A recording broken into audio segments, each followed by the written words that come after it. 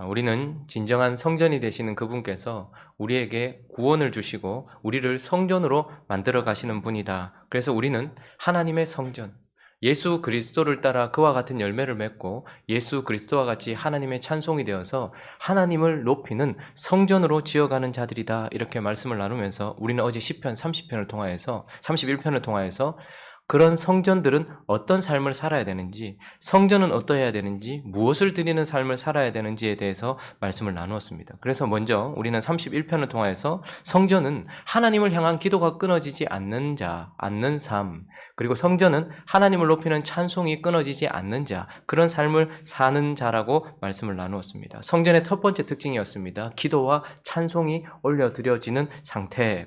그리고 이어지는 오늘 시편 32편은 또한 성전은 어떠해야 되는지, 무엇을 드리는 삶이어야 하는지, 성전은 어떤 존재인지 계속해서 그 말씀을 이어가 보려고 합니다. 그 첫 번째 성전은 죄가 고통임을 보여주는 자. 오늘 본문 말씀은 우리에게 죄가 고통임을 보여주는 자라고 말씀하고 있습니다. 성전은 이러한 모습을 보여야 되는데요. 3절과 4절 말씀을 우리 먼저 한번 읽어볼까요? 3절, 4절 시작. 내가 입을 열지 아니할 때에 종일 신음함으로 내 뼈가 쇠하였도다. 주의 손이 주야로 나를 누르시오니 내 진액이 빠져서 여름 가뭄에 마름같이 되었나이다. 셀라. 지금 시인은 아주 힘든 상황 가운데 있습니다. 그가 종일 신음하고 있다라고 말하고 있습니다. 24시간 동안 신음을 하고 있고 가장 큰 고통 중에 하나라고 할 수 있는 뼈가 쇠하고 있는 고통 가운데 그가 처해 있다라고 말씀하고 있습니다. 그리고 주의 손, 강력한 그분의 손이 무엇을 통해서 그를 누른지는 모르겠지만 정확하게 묘사해주고 있지 않지만 그러나 내 진액이 다 빠질 정도로 나를 강력하게 누르셔서 여름 가뭄에 마름같이 자신이 완전히 말라버린 너무나도 고통스럽고 힘든 고통이 그의 삶 가운데 있다라고 고백을 하고 있어요. 그런데 왜? 지금 이 시인은 구원받지 않은 사람이 아니에요. 이 시인은 하나님과 상관없는 사람이 아니에요. 이 시인은 하나님께 구원을 받아 성전으로 세워져 가고 있는 다윗의 시입니다. 그리고 믿는 자들의 모습을 보여주고 있어요. 그런데 오늘 시인은 왜 이런 고통이 찾아왔는가를 우리에게 보여주고 있습니다. 왜 그가 이렇게 심한 고통 가운데 있는가? 1절 말씀을 보니까 무슨 말씀이 나오고 있습니까? 허물이라는 단어가 나오고 있습니다. 그리고 두 번째 줄에는 뭐가 나와 있습니까? 자신의 죄라는 단어가 나와 있습니다. 2절로 넘어가 보시면 또 한 단어가 나오는데 둘째 줄에 보니까 여호와께 정죄라는 단어가 있습니다. 지금 그가 우리에게 무엇을 보여주고 있느냐 하면 고통을 보여주고 있어요. 그런데 실제로 이 시인을 통해서 하나님이 보여주고 싶은 것은 고통이 아니에요. 왜냐하면 고통은 누구에게나 있는 것이고 너무나도 흔한 것입니다. 어떤 인생을 바라봐도 고통이 있어요. 그런데 오늘 시인은 그 고통을 통하여서 고통의 원인이 무엇인지를 보여주고 있어요. 이 시인은 지금 자신의 고통 가운데서 내가 무엇 때문에 고통받고 있는지를 보여주고 있다는 말입니다. 허물 때문이다, 죄 때문이다, 정죄 때문이다 라고 말하고 있는 것입니다. 허물이라는 단어는 하나님과의 관계에 관련된 단어로서 반역을 의미하는 것입니다. 그러니 그가 허물이 있다라는 것은 하나님과의 관계를 깨트리고 어떻게 해요? 하나님께 잘못을 범한 하나님과의 관계를 깨트린 반역 가운데 있다라고 말하는 것이고, 죄라는 것은 하나님과의 관계 속에서 그 관계를 유지하기 위하여 주신 법, 하나님의 뜻, 율법과 관련된 단어입니다. 그래서 죄라는 단어는 하나님이 주신 법을 어겼을 때에 쓰여지는 단어입니다. 그리고 정죄라는 단어는 그 모든 것들의 허물과 죄의 결과입니다. 그러니까 정죄는 그냥 오는 것이 아니라 하나님과의 관계를 깨트린 반역 때문에 온 허물과 하나님이 주신 법을 깨트린 죄 때문에 오는, 자기의 죄 때문에 오는 결과가 정죄다라고 말하고 있고, 본인이 지금 고통받고 있는 이유는 여러분 고통이란 모든 인생들 가운데 다 있는 것입니다. 그런데 오늘 놀랍게도 시인은 이 고통의 원인을 보여주고 있는데 그 원인이 허물과 죄와 정죄 때문이다 라고 우리에게 보여주고 있는 것입니다. 그렇지만 이것은 표면적인 이유이고 왜 고통을 받는가? 실제적인 이유가 있습니다. 그것이 3절에 나오고 있는데요. 3절을 다시 한번 볼까요? 자, 그가 고통받는 실제적인 이유, 근본적인 이유는 허물과 죄와 하나님을 통한 정죄 때문입니다. 그런데 실제적인 이유가 있습니다. 3절 첫째 줄에 있습니다. 시작. 내가 입을 열지 아니할 때에. 그가 지금 고통받고 있는 이유는 허물과 죄와 정죄 때문이지만 진짜 고통받고 있는 실제적인 이유는 그가 입을 열지 않았기 때문이라고 말합니다. 무슨 말입니까? 숨겼다 이 말입니다. 가렸다 이 말입니다. 또 입을 열지 않았다는 것은 그것을 계속 품고 있었다 이 말입니다. 그것을 가지고 있다 이 말입니다. 그래서 우리 인생이 고통으로 가득 차다. 그런데 고통에 대한 원인을 세상에서는 참 많이 펼쳐내고 있지만 오늘 32편에 성전된 시인을 통하여서 성전된 그리스도인을 통하여서 보여지는 것은 그 고통의 원인이 허물과 죄와 정죄 때문이고 그것에 대하여서 그 죄에 대하여 허물에 대하여서 하나님께 숨기고 있으며 그것을 그대로 가지고 있기 때문이라고 죄가 고통의 원인이라는 것을 보여주는 인생, 그것이 바로 성전된 삶이다라고 우리에게 먼저 가르쳐주고 있는 것입니다. 그리고 성전된 삶은 어떠한 존재인가? 어떠한 삶으로 살아가야 하는가? 두 번째는요, 회개에는 반드시 용서가 있음을 보여주는 자다라고 우리에게 가르쳐주고 있습니다. 자, 성전은 또 어떤 자인가? 회개하는 인생에는 회개하는 입술과 회개하는 영혼에게는 반드시 용서가 있음을 보여주는 것이다. 5절 말씀 읽어보겠습니다. 5절 시작. 내가 이르기를 내 허물을 여호와께 자복하리라 하고 주께 내 죄를 아뢰고 내 죄악을 숨기지 아니하였더니 곧 주께서 내 죄악을 사하셨나이다. 셀라.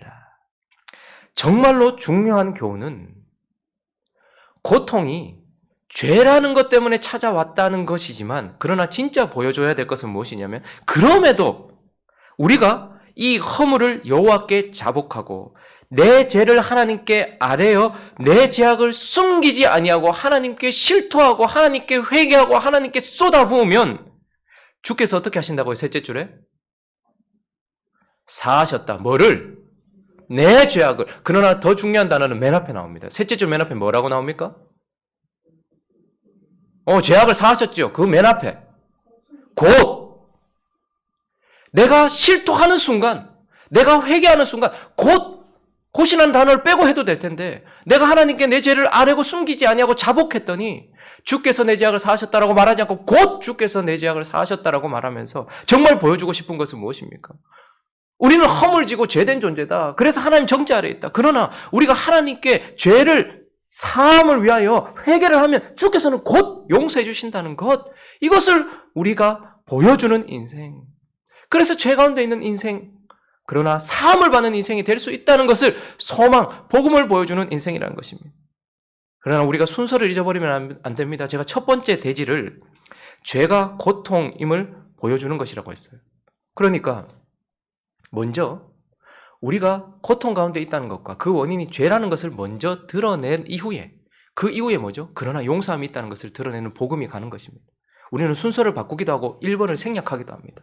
그래서 그냥 인생들에게 찾아가서 하나님께 나아가야 된다. 용서해 주신다. 그런데 너희 죄가 고통의 원인이라는 것을 말하지 않고 너희가 죄인이라는 것을 말하지 않는다면 이 2번 대지는 아무 소용이 없는 거예요. 그러나 성전된 자는 죄가 고통임을 보여주면서 그리고 뭐죠? 회개에는 용서가 있음을 보여주는 자다라고 우리에게 말씀하고 있습니다. 자, 그리고 성전된 자의 삶, 그 성전된 사람은 어떤 존재인가? 세 번째는 용서에 행복이 있음을 보여주는 자입니다. 고통에서 용서가 오고 용서에서 뭐가 있다는 거예요? 이제 드디어 행복이 있음을 보여주는 자다. 여러분, 우리가 시편 1편부터 시작하면서 시편 1편 누구나 다 대부분 암송하고 있는 시편입니다. 시편을 처음 시작할 때에 시편 1편과 2편은 시편 150편 전체의 서론이기도 하고 무슨 말을 하고 싶은가에 대한 던짐이기도 해요. 그래서 시편 1편을 시작할 때 뭐라고 말합니까? 복 있는 자는 이라고 말해요. 행복한 사람은 누가 행복한 사람인가에 대하여 말해주고 싶은 게 사실 시편입니다. 시편을 통하여서 어떤 사람이 행복한 사람인지, 그리고 행복한 사람은 어떠한 길을 걸어야지 행복한지, 그리고 어떻게 하면 행복해지는지를 가르쳐주기 위한 목적으로 시편이 사실은 기록되어 있어요. 그래서 여기 말하는 행복이란 하나님과의 관계 속에서 하나님 앞에 서게 되는 그 행복. 그래서 시편 1편과 2편 1절, 2절을 보시면 자, 읽어볼게요. 누가 행복한 사람인가를 보여주기 위하여 시편을 그 긴 150편을 시작하면서 먼저 선포되는 것은 행복한 사람이에요. 누가 행복한가? 자, 그런데 한번 읽어볼까요? 2절까지 시작. 복 있는 사람은, 자, 잠깐만요. 복 있는 사람이란 결국 행복자는 이런 뜻입니다. 시작. 악인들의 꾀를 따르지 아니하며 죄인들의 길에 서지 아니하며 오만한 자들의 자리에 앉지 아니하고 오직 여호와의 율법을 즐거워하여 그의 율법을 주야로 묵상하는도다. 누가 행복한 사람인가? 라고 말할 때에 1절에 보면 악인들의 꾀에 따르지 않고 죄인들의 길에 서지 않고 오만한 자의 자리에 앉지 않는다. 그러면 저것은 절해해야 된다라는 말이기도 하지만 저 단어들, 저기에 나오는 모든 단어들의 특징은 무엇이냐면 한 번도 죄에 물들지 않은 상태를 말하는 것입니다. 전혀 죄가 없는 상태를 말하는 거예요. 그러니까 누가 행복하냐? 행복자는 완전한 사람이 행복자다 이렇게 말해요. 2절을 가보시면 정말 우리를 힘들게 합니다. 여호와의 율법을 즐거워해. 여호와의 율법을 따르는 것도 힘든데 그 율법을 마음으로 즐거워하면서 그것이 나의 최고라고 여기는 그 마음 상태까지 돼야 되고 율법을 주야로 묵상한대요. 하루 종일 그 율법만 생각하는, 마치 사랑에 빠진 남녀가 서로를 매일매일 생각하는 것처럼 그렇게 하고 있는 상태가 행복한 사람이고 그러해야 행복하다고 말해요. 그러니 누가 행복자인 것입니까? 죄에 한 번도 물든 적이 없고 하나님을 온전하게 사랑하고 있는 완전한 자가 행복하다라고 말하고 있는 거예요. 그래서 우리는 시편 1편을 결론 내면서 진짜 행복자는 누구라고요? 완전하신 누구? 예수 그리스도밖에 없다는 거예요. 그런데 이렇게 시작했던 시편이 드디어 시편 32편까지 와서 놀랍게도 똑같은 말을 시작하고 있어요. 시편 32편 1절에 오면 이제 또 누가 행복자인가를 가르쳐주고 있는데 1절, 2절을 읽어보겠습니다. 시작. 허물의 사함을 받고 자신의 죄가 가려진 자는 복이 있도다. 마음에 간사함이 없고 여호와께 정죄를 당하지 않은 자는 복이 있도다. 여기 복이 있도다, 복이 있도다 하는 것은 시편 1편 1절 2절에 나오는 복 있는 사람은 하고 똑같은 의미와 똑같은 단어입니다. 그러니 지금 시편은 놀랍게도 완전한 자가 복이 있다라고 시작을 해놓고 32편에 이르러서 또 다른 행복자가 있다는 거예요. 그런데 누가 행복하다라는 거예요? 그 완전한 궁극적 행복자이신 예수 그리스도를 통하여 허물의 사함을 받은 자도 행복한 자다 이렇게 말합니다. 그러니 불완전한 자는 그럼 어떻게 행복해질 수 있냐? 예수는 완전하시니까 행복한데 죄에 물들어 있고 허물진 우리 불완전한 자는 어떻게 행복할 수 있냐? 그런데 놀랍게도 이제 시편 32편에 도달해서 불완전한 자도 행복할 수 있다라고 말하면서 그 길이 무엇이라고 말합니까? 허물의 사함을 받은 자. 완전하신 그분에 의하여 허물의 사함을 받고 완전하신 그분의 피로 말미암아 자신의 죄가 가려진 자는 복이 있다. 이렇게 말해요. 그리고 그분 앞에 2절에는요. 2절 마음에 뭐가 없는 자? 간사함이 없는. 이 말은 숨김이 없이 실토한 자 이런 뜻입니다. 그러니까 그 죄가 없는 자가 아니라 그 죄를 실토한 자. 죄가 없는 것이 아니라 내 속에서 비워내어서 하나님께 드리는 자. 그 자는 정죄를 당하지 않고 행복하다라고 말하면서 진정한 행복이 어디에 있다라는 거예요. 여호와께로부터 오는 죄 사함에 있다라는 것을 가르쳐주고 있는 거예요. 세상의 모든 사람은 예외 없이 행복을 원해요. 그래서 하나님은 시편 그 긴 150편 전체를 통해서 누가 행복한 자를 가르쳐주고 싶었겠죠. 그런데 세상은 참 그리고 교회마저도 행복의 이유를 다른 데서 찾습니다. 행복의 원인을 다른 데서 찾고 그 행복의 길을 다른 데서 찾아줘요. 그래서 어떤 사람은 물질이 많으면 행복하다라고 말하고 생각하고 삽니다. 내 지위가 높아지면 행복하다라고 생각을 합니다. 갈등이 사라지면 행복하다라고 생각해요. 몸이 건강하면 행복하다라고 생각해요. 자식이 잘 되면 행복하다라고 생각해요. 행복한 길은 참 많이 있지만 그것을 위하여서 열심히 노력해야 되고 그것을 위하여 나가야 된다고 말합니다. 그러나 성전된 우리는 무엇을 보여줘야 되는 것입니까? 진정한 행복은 우리가 쉽게 말하는 거죠. 부자, 돈이 많은 사람이 잘 사는 것도 아니고 행복한 거 아니다. 명예, 내 건강, 그리고 이 땅에서의 성공, 이런 것들이 행복이 아니라 진정한 행복은 어디에 있다는 거예요? 허물의 사함을 받고 자신의 죄가 가려진 하나님으로부터 정죄 아래 있었던 우리가 용서함을 받는 순간 우리 삶에 행복이 찾아온다라고 보여주는 인생. 그것이 바로 성전된 자의 삶이어야 되고 존재적 이유여야 한다라는 것입니다. 자, 그리고 마지막으로 정리하는 의미에서 성전은 어떤 존재인가? 하나님께서 그리스도를 통하여 세우시는 예수 그리스도, 진정한 성전이신 예수 그리스도를 통하여 세워지고 있는 성전은 어떤 존재이며 어떤 삶을 살아야 되는가? 마지막 네 번째는 바로 마스길이 되는 자다라고 말씀하고 있습니다. 시편 32편 표제어가 무엇입니까? 다윗의 마스길. 지금 제가 계속 표제어를 살피고 있는 이유는 원래 히브리 원문에는요. 1절이 표제어예요. 우리는 표제어라고 빼버리고 1절이 허물의 사함을 받고 이렇게 나가지만 원래 원문은 언제나 1절이 다윗의 마스길 이게 1절이고요. 2절이 허물의 사함을 받고 이렇게 나가고 있어요. 그러니까 이 시를 기록하는 이유가 사실은 1절에 나와 있는 거예요. 마스길이라고 말하고 있습니다. 다윗의 마스길. 마스길이라는 단어는 잊지 말아야 될 교훈, 기억해야 할 가르침 뭐 이런 뜻입니다. 그러니까 중요한 가르침이라는 거예요. 그런데 무엇을 가르치는 자여야 하는 것입니까? 우리가 살펴봤던 이 돼지들. 그러니 우리는 이러한 잊지 말아야 될 교훈, 가르쳐야 되고 그리고 기억해야 될 가르침인 이 내용들을 어떻게 해요?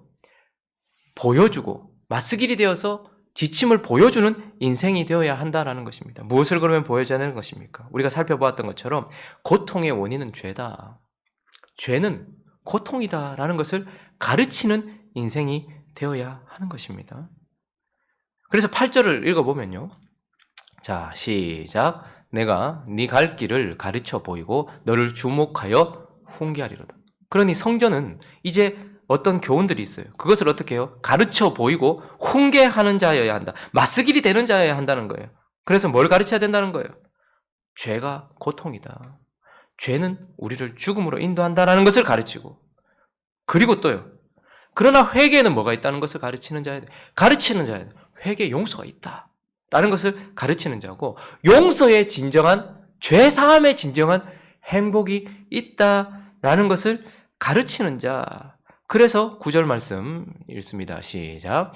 너희는 무지한 말이나 노새같이 되지 말지어다.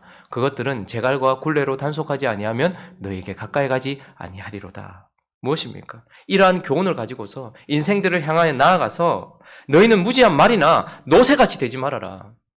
고집스러운 완고한 이런 말이나 노새같이 길들여지지 않은 것 같이 그래서 제갈이나 굴레로 단속하지 않으면 절대 주인을 따라가지 않는 그런 고집 버리고 너희 죄를 버리고 너희의 허물을 알아서 어떻게 하라는 거예요? 하나님께 나아가라. 하나님을 위해서가 아니라 너의 행복을 위해서 너의 진정한 행복을 위하여서 제갈이나 굴레로 단속하지 않으면 절대 통제되지 않고 완고하여서 자기 멋대로 살아가는 말이나 노새처럼 그렇게 하지 말고 주님께 나아가기만 하면 죄를 사하여 주신다는 것을 기억하며 나아가라라고 말하면서 10절과 11절은 악인에게 많은 슬픔이 있다. 그러나 여호와를 신뢰하는 자에게 인자함이 있다는 것. 여호와를 신뢰하면 용서해 주신다. 그러니 하나님 앞으로 나아가 죄 사함을 받으라. 우리가 오늘 아침에 처음 찬양했던 찬양처럼 놀랍다 주님의 은혜. 나를 봐라. 내가 죄 때문에 고통 가운데 있었고 내 인생은 무너져 있었다. 그러나 우리의 죄를 사하시려고 십자가 위에서 그분이 돌아가셨지 않느냐. 죄악은 성난 파도처럼 우리를 집어삼킨다. 그러나 헤아릴 수 없는 십자가의 은혜가 우리를 붙들어준다. 죄악에 물든 영혼은 피로 씻기시는 은혜가 필요하다. 그때에 비로소 행복하다라는 것을 노래로만 하는 것이 아니라 보여주는 인생. 그것이 되어야 된다. 우리는 이러한 교훈의 맞서길이 되어야 된다. 이것이 바로 성전의 삶이다. 라고 우리에게 말씀하고 있습니다. 말씀을 정리하겠습니다. 지구의 중심에, 이 온 땅의 중심에 예루살렘이라는 나라가 있었습니다. 그리고 그 예루살렘이라는 나라의 중심에 그들이 그렇게 귀하게 여기던 성전이 있습니다. 자, 한번 상상을 해보시죠. 세상의 중심, 그리고 그 예루살렘 하나님 나라의 중심에 성전이 있어요. 그런데 그 주변에 고통 가운데서 신음하면서 여름 가뭄에 메마른 것처럼 고통과 신음 가운데 뼈가 아픈 그런 고통 가운데 인상을 쓰면서 죽어가고 있는 사람이 있습니다. 그리고 그가 뚜벅뚜벅 성전을 향해 걸어갑니다. 성전 문지방을 지나서 처음 그 뜰로 들어서니까 가장 먼저 번제단이 보입니다. 하나님 앞에 태워드리기 위하여서 그 제물을 태우는 번제단이 보여요. 죽음을 상징하는 번제단이 보여요. 고통과 아픔 가운데서 인상을 쓰며 들어갔던 그가 드디어 힘겹게 그의 입을 떼고서 대제사장에게 자기의 죄를 실토합니다. 그랬더니 준비된 어린 양에게 대제사장이 그 사람의 죄를 전가시키고 안수를 합니다. 그리고 그가 보는 앞에서 죽임을 당하고 피를 흘리고 그 피를 그 죄 가운데 고통받는 자에게 뿌립니다. 그리고 그것을 완전히 태우고 난 이후에 놀랍게도 그 대제사장에 의하여서 죄가 사함을 받았다라고 곧 죄가 사함을 받았다라는 선포가 이어집니다. 그런데 그 놀라운 선포 가운데 더 놀라운 것은 죄 가운데 고통받던 그 영혼이 살아나고 그의 고통이 사라지고 그의 삶에 다시 행복을 찾아 성전을 나오고 있습니다. 성전의 기능은 바로 이런 것입니다.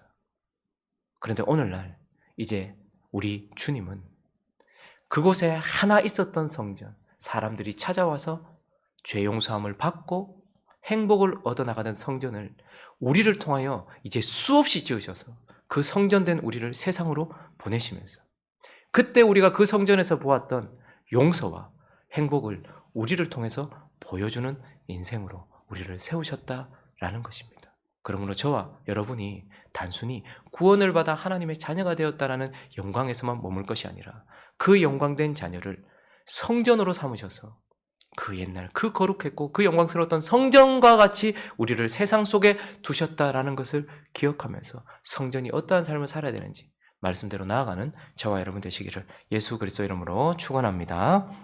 같이 한번 기도하겠습니다. 성전에서 보여주던 것을 우리는 정확하게 보여주는 인생이 되어야 되는 것을 기억하면서 하나하나 대지들을 생각하면서 기도했으면 좋겠고 이러한 삶이 될 수 있게 달라고 그렇게 기도했으면 좋겠습니다.